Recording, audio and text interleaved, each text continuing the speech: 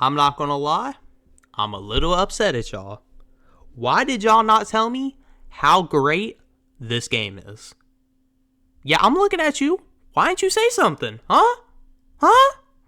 No, I'm just kidding. I know it's my fault. I've heard how good this game is, and I don't know why I waited this long to play it, but let's talk about it. At first, I was going to make this a long video about me playing through the game, but I'm not going to lie. Right now, I got like 20, no, I almost got 30 hours in the game, and I've beaten the Cell Saga, and I was like, yeah, that's a little too much footage, so I'm just going to talk about how good the game is. But no, genuinely, this is the best Dragon Ball game I've played. The thing I love about this game is that the bigger of a Dragon Ball fan you are, the more you're going to get from this game, because they have just so many references, and they bring back old characters for side missions and stuff, and it's just so great. And I love how like in between each of the arcs, like you don't just jump from arc to arc. Like you actually do stuff in between the arc, like training, and then like obviously like normal chores and stuff. Like, oh, Chi Chi would ask Gohan to like go grab these materials and stuff to eat and stuff, and like I just think it's great. Like you get to learn more about the actual characters themselves. Of course the voice acting is great. Most of the actors for the characters are the original actors for the English and Japanese versions, and like I mean the game looks great, man. It's awesome. The gameplay is really good. I do like it. The only thing I don't like about the gameplay is that like you have to stay on top of your level, because like holy, if you're like 2 or 3 levels under, you're getting cooked. It's bad, but that's my only gripe about the like fighting part of the game. But like, I mean, it's really good. The all the beam classes and stuff, they look amazing. All the cutscenes, absolutely gorgeous. They're a cinema. It's just so great, man. Like, I knew this game was great. Like, after it came out, people were talking about how good it was, and like, I did buy the game not too long after it came out, but I don't know why. I just never played it. I was just busy playing other things. And I thought, like, for Dragon Ball Thon, like, I've got to play this game at some point. And so, yeah, that's what I've been doing. At the time of recording this, I have not officially beaten the game, which I'm counting as beating the Buu Saga, but I've been up to the Cell Saga, so I think I've been over half of the game. I can tell my piece about the game at this point. I love how you don't just play as Goku though, like you have options to play as other characters. And I love all the like little side missions in the game. Like obviously they're optional, but like they're just so great. Like you get to see characters interact that you've never seen interact before. And it's just great, man. I don't know how to describe it. Like it gives me slice of life feels, honestly. It's just great. Like getting to see the characters live their every day-to-day life besides just fighting, like it's just so nice. My favorite part was at the beginning when you get to play as Gohan going through the training with Piccolo and just seeing how their friendship started to form, which is just absolutely amazing. And oh my gosh, and that cutscene when Piccolo cries and says that Gohan was the first friend that he has, I'm not gonna lie, I was shedding a couple tears when that happened. RIP to the homie Piccolo. But I will say, I don't like how you can just cheese the game easily by like buying capsules or whatever to heal yourself during fight. But like, I also can't complain about that because that's what I was doing the entire time. Because I don't want to say I was trying to speed run the game, because like I was doing all the side missions I could along the way besides the very, very beginning. But regardless, like I've been trying to do all the side missions as I go along and go through the missions. And I do love how like the only real time I was forced to go on train was the first fight of Goku and Piccolo versus Raditz. Those other times like I was at level for the fights, which was great. Like I love how like after every single mission they give you a lot of XP to keep your character leveled up to where they should be story wise and like game wise, which is just great. I will say, Solar Flare, wow, that is a broken move. Holy, but yeah.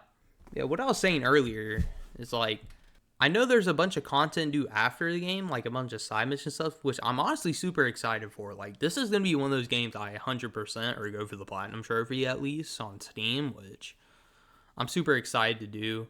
I'm probably not going to be able to do it because before Sparking Zero drops, because I'm also playing Black Myth Wukong. And quick side note, I know I haven't posted a video on that, and I'm probably not gonna post any more videos on that just because I've just been playing it on my own at this point. But sorry to get a little sidetracked, back to the main video. I think what this game does best versus does differently besides all the other previous Dragon Ball games is that every Dragon Ball game, you get the fighting from arc to arc, okay? They usually get that part right, but they don't necessarily do a good job at telling the story. Obviously, if you play Budokai Tenkaichi 3 or something, you're more than likely not buying and playing that game not having any knowledge on Dragon Ball Z. You know the story, but I just love how if you don't know the story of Dragon Ball Z, you could pick up this game and learn not only the Dragon Ball Z story, but probably more. Well, I don't want to say more than if you watch the anime, but you would have knowledge about stuff and about the characters that someone who didn't play this game wouldn't have, which is just absolutely amazing. I love that. That's one thing I really enjoy about anime games is this is gonna sound bad, but listen, we all don't have the time. We don't all necessarily have the time to sit down and watch anime or in its entirety or read the whole manga. So it's great sometimes when you just get to play the story for a game and you don't know the whole story obviously, but you know the biggest general plot points. So once you play the game, you can have conversation with your friends, and it can even motivate you to actually go and for you to read and watch the material yourself. And I think Dragon Ball Z Kakarot does a great job at that. Also love the diversity in moves.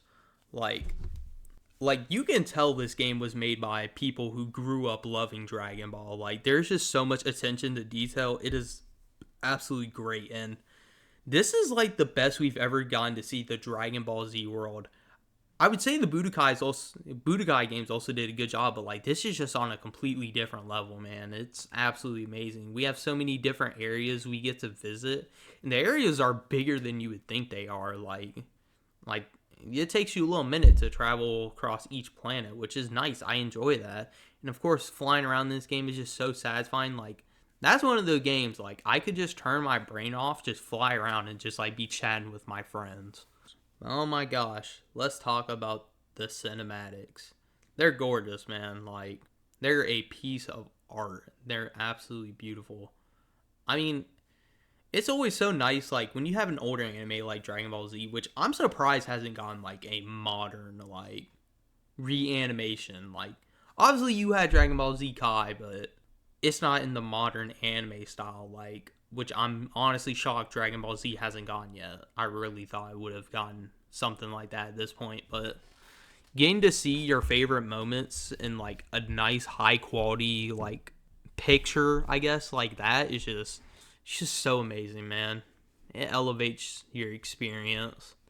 That's all I really have to say about the game. I mean, also, there's so much stuff to do. Not only with the side missions, but you have collectible and side things you can do, picking up materials. You also got the fishing mechanic and stuff, which is cool. And then you can go talk around with all the characters and stuff. I don't know what else to say, man. I mean, the game's just great. If you have not played Dragon Ball Z Kakarot, I highly recommend. Now, I have not beaten the game, so I cannot give you a full rating, but my current rating, which is up to the Cell Saga, it'd be 9 out of 10. It would. It's such a good game. Like I said earlier, the more you enjoy Dragon Ball, the more you're going to get out of this game. The attention to detail is just insane. And you're thinking in this type of game, they're not going to remember this character. No, they have almost every character you can think of. It's actually insane. But yeah. Sorry this video's on the shorter side, guys, but I mean, I actually don't else have anything else to say about this game. I mean, it's absolutely great. I highly recommend it to anyone who hasn't played it. Go in the comments. Tell me what your favorite moment from the game was specifically. Your favorite animated moment or something. Mine so far would probably be... Honestly, it would be the Super Saiyan transformation. I think they did really well in this game. With that being said, make sure y'all like and subscribe if y'all enjoyed the video, and hit that noti bell so you know when the next Dragon Ball Thon video drops. I'll catch y'all on the next one. Peace.